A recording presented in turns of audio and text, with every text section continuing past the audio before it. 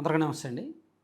Eluru MP పుట్ట మహేష్ గారు దాదాపుగా ఒక 40-45 రోజుల విరామం తర్వాత నిన్న తన పార్లమెంట్ కాన్స్టిట్యున్సీ హెడ్ క్వార్టర్ అంటే ఏలూరు వచ్చారు.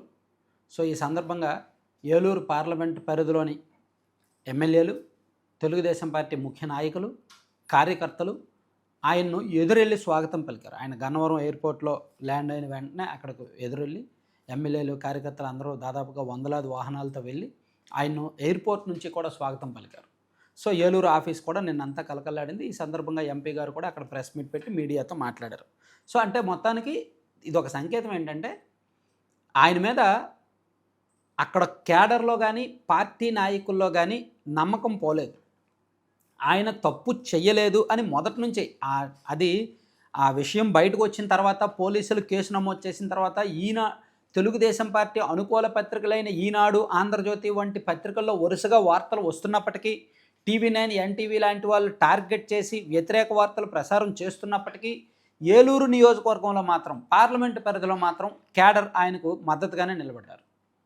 సో, మా ఎంపీ తప్పు చేయరు, ఆయన అటువంటి వ్యక్తి కాదు, ఆయన ఎంపీ అయిన తర్వాతే ఏలూరు బాగుంది, ఆయన మనసు మంచిదే అనేటట్టు ఆయనకు పాజిటివ్గా సోషల్ మీడియాలో కామెంట్ చేయడం మొదలుపెట్టారు. అంటే అప్పటి నుంచి కూడా ఆయన మీద నమ్మకం సన్నగిల్లల. సో, దానికి తగ్గట్టు ఆయన సుదీర్ఘ విరామం తర్వాత మళ్ళీ రావడంతో ఎదురెళ్లారు, స్వాగతం పలికారు, అభిమానాన్ని చాటుకున్నారు. సో, ఇక్కడ మరి ఆ కేసు విషయం ఏమైంది అంటే, నిజానికి ఆ కేసు తర్వాత పెద్దగా ఫాలో అప్ లేదు. నిజానికి అది పూర్తిగా రాజకీయంగా ఒక కుట్రపూరితమైన కేసు అనేది అయితే అర్థమవుతుంది. ఎందుకంటే దీనిలో పెద్ద పెద్ద తలకాయలు ఇన్వాల్వ్ అయ్యి ఉన్నాయి. టు బి ఫ్రాంక్, ఆయనకైతే అలవాట్లేదు మహేష్ గారికి. ఎందుకంటే ఆయనకు హార్ట్లో స్టంట్ ఉంది కాబట్టి ఆయనకి ఇటువంటి దురలవాట్లు అనేవి ఉండవు.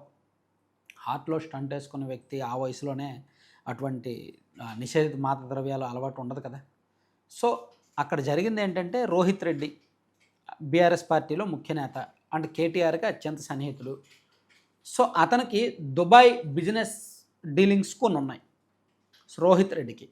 అక్కడ ఆయనతో సంబంధించిన ఈ దుబాయ్లో కొన్ని బిజినెస్ లావాదేవీలు మహేష్ గారికి కూడా ఉన్నాయి. ఏలూరు ఎంపీ గారికి కూడా కొన్ని బిజినెస్ లావాదేవీలు ఉన్నాయి.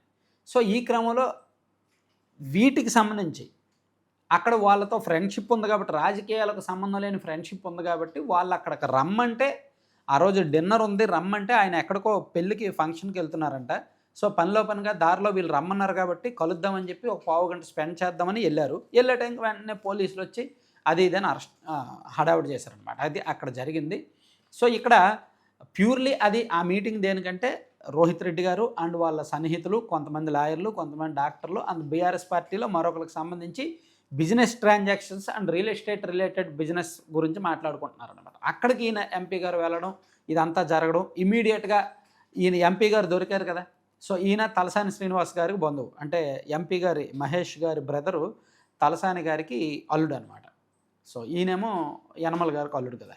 సో, అట్లా తలసాని శ్రీనివాస్ యాదవ్ ఏమో బీఆర్ఎస్ పార్టీలో బలమైన నాయకుడిగా ఉన్నాడు కాబట్టి, అండ్ రోహిత్ రెడ్డి కూడా బీఆర్ఎస్ పార్టీలోనే కేటీఆర్కి సన్నిహితుడిగా ఉన్నాడు కాబట్టి, రాజకీయంగా దాన్ని ఎదుర్కోవాలంటే పెద్ద తలకాయని ఇన్వాల్వ్ చేస్తే బాగా వైరల్ అవుద్ది, మీడియాలో సంచలనం అవుద్దనే ఉద్దేశంతో బాగా హైలైట్ చేశారు.